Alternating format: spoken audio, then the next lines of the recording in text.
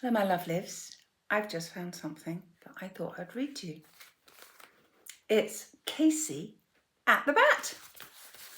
So, based on the poem, and this book was given to David, Benjamin, Jonathan, and a little bit of America from Elaine and Leo many moons ago. Anyway, here we go.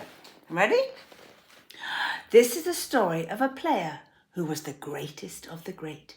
He stood head and shoulders above all the players, a giant, a tower of strength, and a true pillar of his team.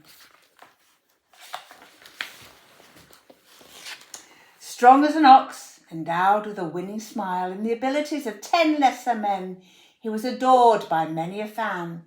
He was none other than the mighty Casey of the famous Mudville Nine.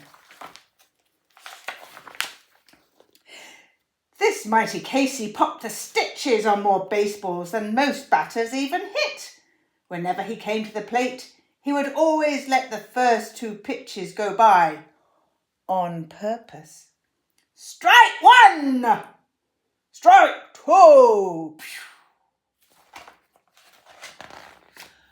But when the time came for strike 3, Casey would tire of toying with a pitcher. Grim determination would set in. He would grind his teeth together, and his furious glare said he wanted to murder the ball. Then came the pitch. Casey swung his bat with the power of a hurricane. And when Casey's bat connected with the ball, hats flew off from the shock, and everyone ducked down low. Terrified birds flapped and people's peanuts flew out of their bags. If the ball didn't simply explode into a small cloud of horsehide flakes, it was found far outside the stadium. When it was found at all, it wasn't hard to prove which balls were for the mighty Casey's hits. They'd be completely flattened by his mighty bat. Casey was great, but his team as a whole was a different story. Poor Flynn was always getting the bat tangled in his oversized moustache. The bat would spin in the wind and the confused Flynn would take off like an aeroplane. Woo! And as for Jimmy Blake, his name was Cake because he always crumbled on the plate. A favourite trick among the players was to stick a match in the Jimmy Blake shoe while he was at bat. Then they would light it to wake him up.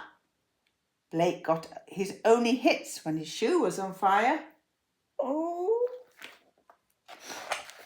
Mighty Casey was the hero of the team that fateful season when the Mudville Nine tied for first place. Oh yes, it was a proud team, a little shaky if it wasn't for Casey. Proudest of all, of course, was Casey himself. Oh, I missed it. It was a proud team, a little shaky if it wasn't Casey, but a mighty proud team just the same.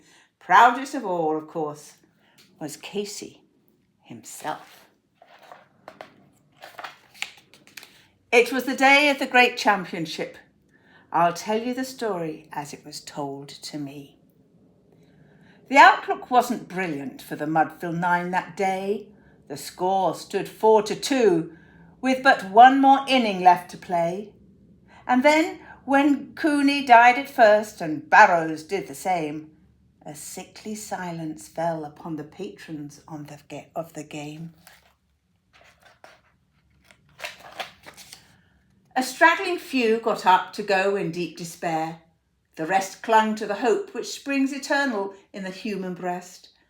They thought if only Casey could get a whack at that, he'd put up even money now with Casey at the bat. But Flynn preceded Casey, as did also Jimmy Blake. The former was a Lulu, and the latter was a Cake. So upon that stricken multitude grim melancholy sat, for there seemed little chance of Casey's getting to the bat. But Flynn let drive a single to the wonderment of all, and Blake, the much despised, tore the cover off the ball. And when the dust had lifted and the men saw what had occurred, there was Jimmy safe at second and Flynn a hugging third. Then from 5,000 throats and more, there rose a lusty yell. It rumbled through the valley, it rattled in the dell. It knocked upon the mountain and recoiled upon the flat. For Casey, mighty Casey, was advancing to the bat. There was an ease in Casey's manner as he stepped into his place. There was pride in Casey's bearing and a smile on Casey's face.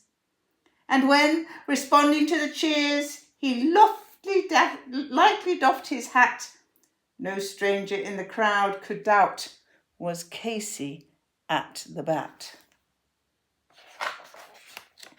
10,000 eyes were upon him as he rubbed his hands with dirt. 5,000 tongues applauded when he wiped them on his shirt. Then while the writhing pitcher ground the ball into his hip, defiant gleamed in Casey's eyes, a sneer curled Casey's lip. And now the leather-covered sphere came hurtling through the air, and Casey stood watching in it haughty grandeur there. Close by the sturdy batsman the ball unheeded sped. "That ain't my style," said Casey. "Strike one," the umpire said. From the benches, black with people, there went up a muffled roar, like the beating of the storm waves on a stern and distant shore. "Kill him! Kill the umpire!" shouted someone in the stand, and it's likely they'd have killed him had not Casey raised his hand. With a smile of Christian charity, great Casey's visage shone.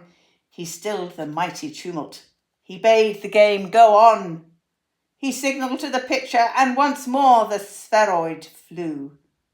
But Casey still ignored it, and the umpire said, "Strike two!" "Fraud!" cried the man in thousands, and the echo answered, "Fraud!" But the scornful look from Casey, and the audience was awed.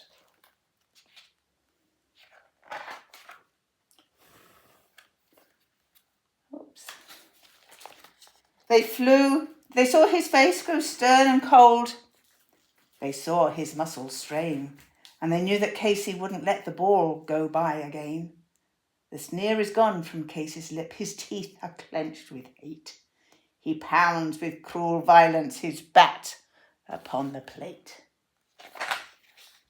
And now the pitcher holds the ball, and now he lets it go, and the air is shattered by the force of Casey's blow.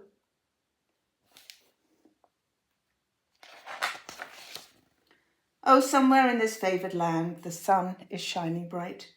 The band is playing somewhere, and somewhere hearts are light.